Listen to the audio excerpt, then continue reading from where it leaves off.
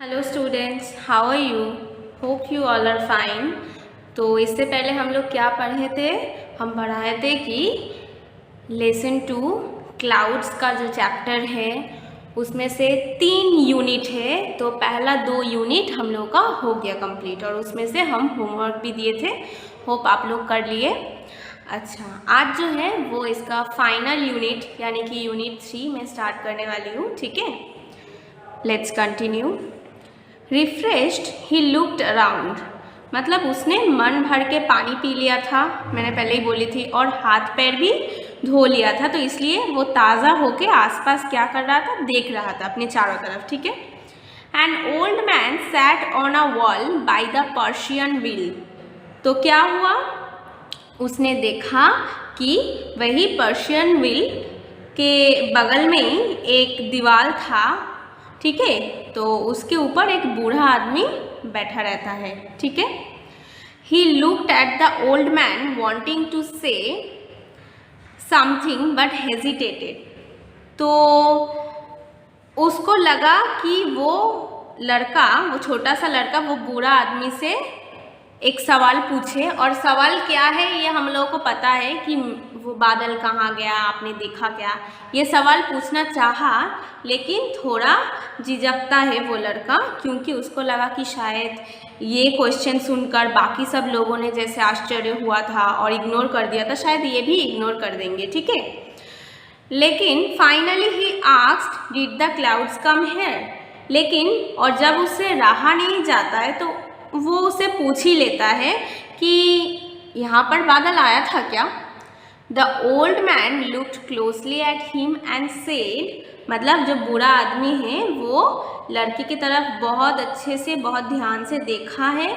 ठीक है, उसके हालत को, और फिर क्या कहा, सन when the clouds come the earth and the sky know of their coming, मतलब बादल जब आएंगे ना, ठीक है, तब पूरा धरती और आसमान को पता होगा कि वो आ रहा है।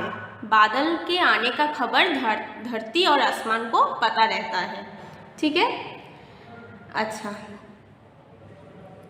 But the clouds were here last night and no one got to know, तो लड़का ने क्या कहा, छोटा सा लड़का ने, कि लेकिन मैंने उससे लास्ट नाइट को देखा, क्लाउड्स आया था, लेकिन क्या हुआ कि अभी उसका, मतलब जब मैंने सभी से पूछा तो किसी को नहीं पता और कोई नहीं बता पाया वो बादल कहाँ गया। ठीक है। अच्छा, the old man said it is not enough for the clouds to come.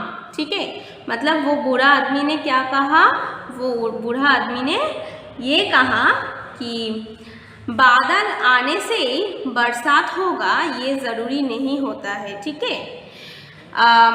I once lived in a place where it hadn't rain for 10 years, मतलब मैं एक जगह पे रह चुका हूँ जहाँ पे 10 साल तक बारिश नहीं हुआ था। ठीक है, तो ऐसे वो बूढ़ा आदमी ने उसको बोला। 10 years he was open mouth, तो वो पूरा चौंक गया और उसका मुंह पूरा खुला की खुला ही रह गया, क्योंकि उसने क्या सुना कि 10 साल से वहाँ पर बारिश नहीं हुआ था। ठीक है। He sat there listening to his tales. Suddenly he realized how late it was. तो वो वहाँ बैठ गया और वो बूढ़ा आदमी से उसका कहानी सुनने लगा, लेकिन बहुत देर बाद अचानक से उसको ये महसूस हुआ कि बहुत लेट हो चुका है, क्योंकि वो तो स्कूल के लिए निकला था घर से, लेकिन वो स्कूल गया नहीं, बादलों के खोज में यहाँ वहाँ भटकता रहा, और अभी यहाँ पर बैठ के कहानी सुनते सुनते बहुत टाइम हो गया। He walked for miles in the sun and dust, तो वो बहुत दूर तक धूप और धूल मिट्टी में चला है। ठीक है। He went back by the same dirt track he had taken to come there. ठीक है, और जिस डर्ट ट्रैक, वो इतनी दूर तक आए, जिस डर्ट ट्रैक को पकड़ के, मतलब जिस डर्ट ट्रैक से वो इतना दूर आए जो मिट्टी के रास्ते से, तो उसे वही रास्ते से वापस भी जाना होगा। ठीक है। The sun was still fiercely hot, but when he reached the mud hut, he felt a nip in the air and the earth was damp underfoot. मतलब क्या हुआ, तो उसी रास्ते से तो उसको वापस जाना है, लेकिन जो सन है वो बहुत ज़्यादा तप्त यानी बहुत ही गर्म है और वहाँ वो जगह में भी बहुत गर्माहट है। लेकिन और चलते चलते उसने कहाँ पहुँचा, वो मड हट के तरफ पहुँच गया, जो मिट्टी का जो घर था वहाँ तक पहुँच गया। ठीक है, तो वहाँ तक जिसे उसने आते वक्त देखा था। ठीक है, और वहाँ पहुँचते ही वो अपने पैर के नीचे बहुत ठंडक को यानी गीली गीली मिट्टी को महसूस कर रहा था और वहाँ पर ठंडी ठंडी हवा को भी महसूस कर रहा था। मतलब थोड़ा एनवायरनमेंट, थोड़ा जो एटमॉस्फेयर था, वेदर था, पहले से थोड़ा ठंडा, उसको ठंडा ठंडा हवा को महसूस किया और उसका पैर के नीचे जो ज़मीन है वो भी थोड़ा उसको भीगा भीगा सा लगा। ठीक है, अच्छा, As he neared his village, he saw the roads were wet. तो जैसे ही वो अपने गांव के पास पहुंचता है तो वो क्या देखता है कि जो रास्ता है उसके गांव का वो पूरा भीगे हुए है। ठीक है, trees that had been standing wrapped in layers of dust when he had left in the morning now looked freshly birthed.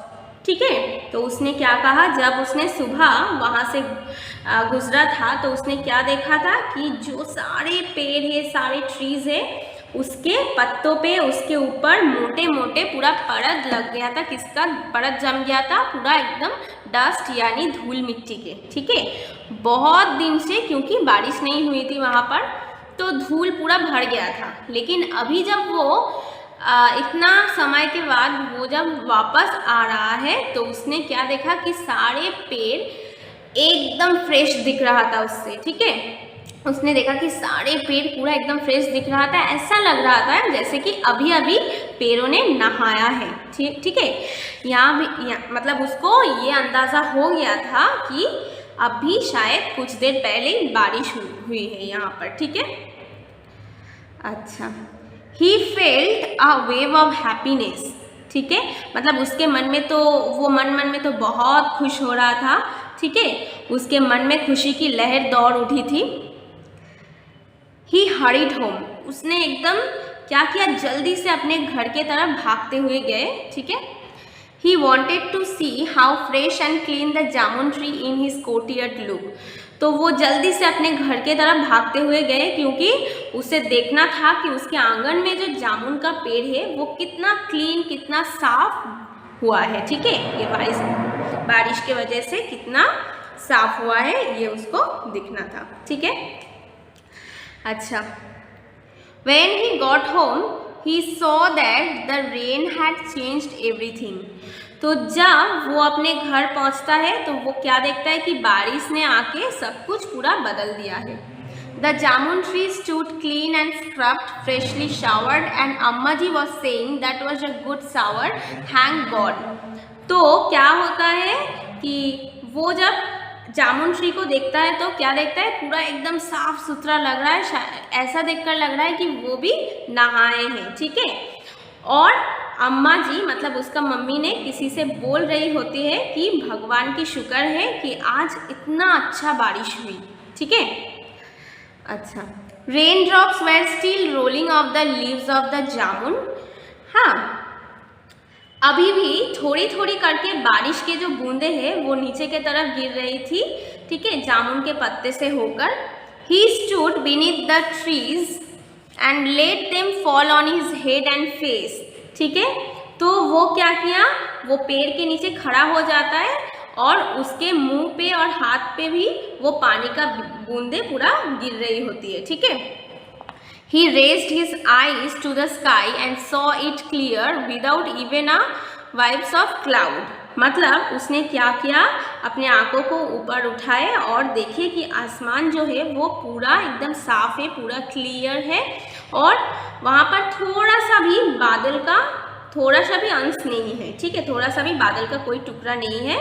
हाँ, he had walked so far in the dust and sun in search of the clouds, and in his absence they had come, shed their rain and gone away.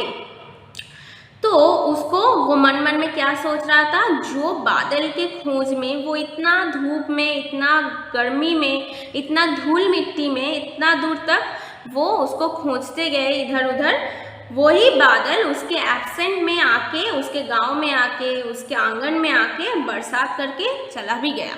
ठीक है, तो hope आप लोगों को ये समझ में आ गया होगा। ठीक है, ये अच्छे से ये वीडियो को सुनना और यहाँ पर जो वर्ड नेस्ट है वो अच्छे से पढ़ना। और आज के लिए आपका होमवर्क क्या है, एक्टिविटी 6 एंड एक्टिविटी 7। एक्टिविटी 6 में क्या है, व्हाट एंड व्हाई, ये कुछ इन्फॉर्मेशन है, वो क्यों हुआ था यहाँ पर लिखना है। और एक्टिविटी 7 में क्या है, आंसर द फॉलोइंग क्वेश्चन। यहाँ पर 4 क्वेश्चन है, ये क्वेश्चन को अच्छे से पढ़ के इसका मीनिंग समझ के जो टेक्स्ट है वहाँ से आंसर ढूंढ के आप लोगों को लिखना है। तो आज के लिए इतना ही काफ़ी। ठीक है, take care all of you, thank you.